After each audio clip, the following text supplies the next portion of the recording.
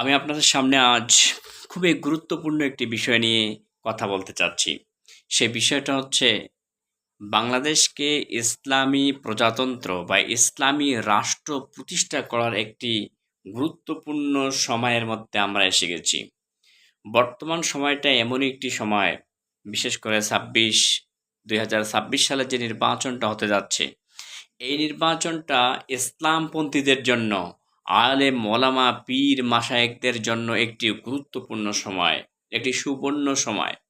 আপনারা জানেন যে জামাত ইসলামের রোডম্যাপ হচ্ছে 2048 সালে তারা ক্ষমতায় যাবে। এরা এ ধরনের একটা চিন্তা চেতনা নিয়ে জামাত ইসলামী কাজ করে যাচ্ছে। কিন্তু যদি আল্লাহ পাক চান 2048 সাল নয়, তার আগেই এদেশে ইসলামী সমাজ প্রতিষ্ঠিত হবে। তেমনই একটি সময় আমরা আমাদের সামনে চলে এসেছে। আমরা এরকম একটি সময়ে উপনীত হয়েছি।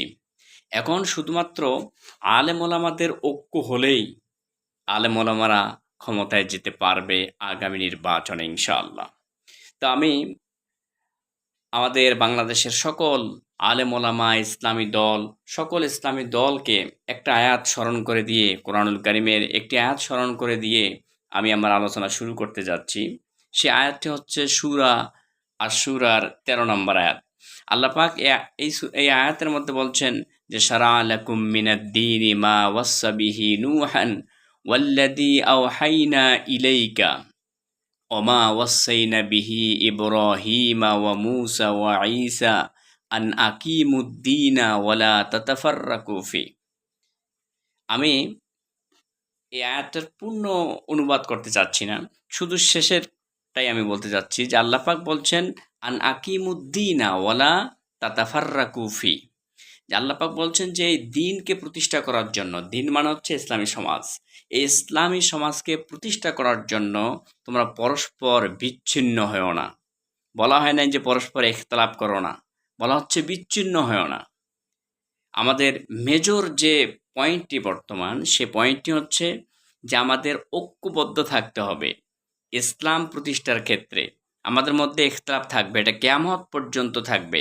ইখতিলাফকে চিরতরে, বাংলাদেশ কেন, পৃথিবীর কোনো জায়গা থেকে ইখতিলাফকে চিরতরে শেষ করা যাবে না। এটা কিয়ামতের আগ পর্যন্ত, ইমাম মাহদী না আসা পর্যন্ত এই ইখতিলাফ মুসলমানদের মধ্যে থাকবে।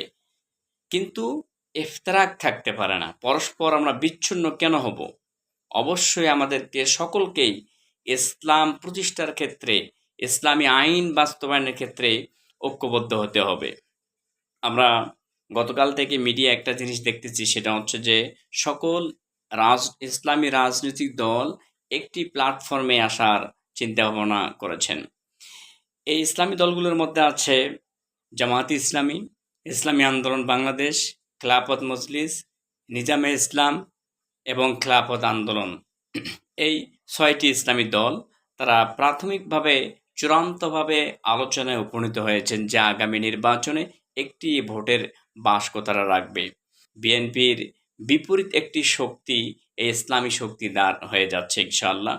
আগামী নির্বাচনে সবথেকে চ্যালেঞ্জ করে আমাদের ক্ষমতায় আসতে হবে, বিএনপির সাথে চ্যালেঞ্জ করে আমাদের ক্ষমতায় আসতে হবে। এজন্য সকল ইসলামী দল ঐক্যবদ্ধ হওয়ার পরিকল্পনা নিয়েছে। আমরা যেটা গবেষণা করে পেয়েছি যে সকল ইসলামী দল এবং সমমনা কিছু কনভেনশনাল রাজনৈতিক পলিটিক্যাল পার্টি যেগুলো আছে, এগুলোকে নিয়ে যদি একটি জোট করা যায়, তাহলে আগামী নির্বাচনে বিএনপির ক্ষমতায় যাওয়ার স্বপ্নই থেকে যাবে। যেরকম 16 বছর স্বপ্ন দেখেছেন, আরও তাদের স্বপ্ন দেখতে হবে। এর মানে তাদের ক্ষমতায় যাওয়া অত্যন্ত কঠিন হয়ে দাঁড়াবে। অটোমেটিকলি আমরা এনসিপিকেও জামাত ইসলামের সাথে ঐক্য করার একটা গুঞ্জন আমরা শুনছি বা শুনতে পারতেছি। ইনশাআল্লাহ তারাও একটা জোট করে যাবেন। তাহলে সকল ইসলামী দল এবং এই ফেসিবাদ বিরোধী অন্যান্য সকল রাজনৈতিক দলকে এক প্ল্যাটফর্মে নিয়ে এসে একটি সুখী সমৃদ্ধশীল বাংলাদেশ বিনির্মাণের জন্য, একটি কল্যাণময় বাংলাদেশ প্রতিষ্ঠা করার জন্য, চান্দা ভাই মুক্ত বাংলাদেশ গড়ার জন্য আমরা যে কর্মসূচি নিয়ে অগ্রসর হচ্ছি, আমরা সফল হব ইনশাআল্লাহ।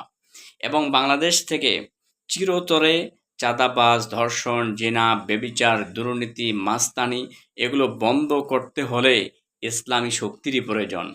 ইসলামী শক্তি ছাড়া, আল্লাহর আইন ছাড়া আর সৎ লোকের শাসন ছাড়া এটা সম্ভব নয়। ইনশাআল্লাহ আমরা কিছুদিনের মধ্যেই আমাদের সকল ইসলামী রাজনীতি দল এবং ইসলামী রাজনীতির বাইরেও যতগুলো ইসলামী দল আছেন সবাই একটি প্ল্যাটফর্মে আসবে ইনশাআল্লাহ। আমরা এটা আশা করতেছি যে কোনো মুহূর্তে আমরা দেখতে পারবো যে বাংলাদেশে সকল ইসলামী দল ঐক্যবদ্ধ হয়ে